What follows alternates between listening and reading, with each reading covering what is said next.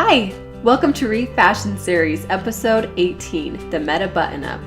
My name is Cara and I love to take thrifted items and refashion them into new, cute, wearable pieces. Most of them are from thrift stores, but I also have a collection from my grandmother that when she passed away, I inherited her clothes. So today's refashion will be one of those. This pink shirt I got from my grandmother. She was a lot shorter than me, so the sleeves weren't quite long enough. It's also missing a button at the bottom. And it's cute, but it was just needing a little something. So this is what I turned it into. I removed the sleeves and added kind of a ruffle cap sleeve. I turned it into a V-neck and I removed the pockets and I replaced the missing button on the bottom. So we're gonna go ahead and we'll go over all of those steps right now. Here are our alterations for this refashion.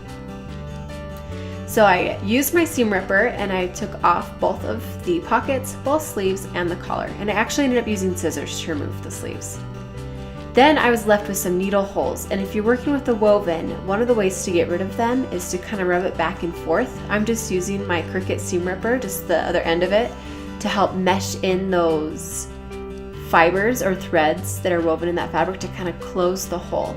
And then after I've done this for a little bit, I turn the seam ripper around and I use the pointed side to help slide those woven threads back over where the hole was left. After this, I spray it super wet with a spray bottle and I iron it at a really high heat. I mean, as high as your fabric can handle, and that usually gets rid of most of it. With this project, I had a little bit of an issue with where the pocket flaps were. If you're looking for it, you can still see it, but overall it was pretty good. Now, to make the the armhole smaller, I took up the yoke, just like I showed you there, and it was kind of crazy. Then I decided to do a V-neck, so I put it on and I drew where I wanted the lines, and they look a little bit sketchy, but I am gonna smooth it out before I cut it. So here I've cut it off, and then I flipped it over so that I can cut the same amount on each side. And then to enclose that neckline, I usually use bias tape, but I only had double fold bias tape, and I'm an amateur, so I'm not really sure what I was doing, so I kind of winged it on this.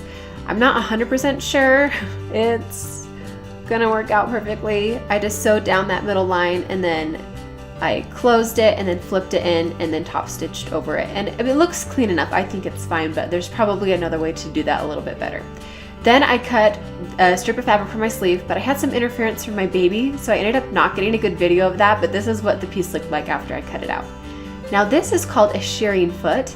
You put it on your machine and you just sew a normal stitch, and as you do that, it gathers your fabric for you, so it's nice and even. And that's what it looked like.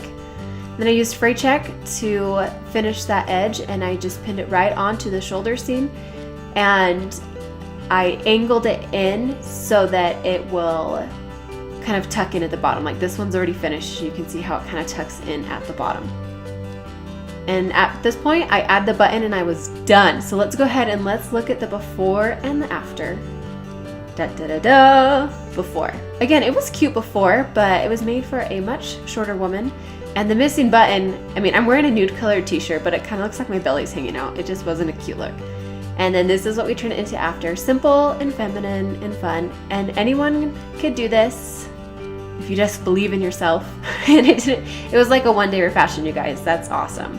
So if you like this refashion, please follow along, subscribe. I'm at Metta on all social media platforms.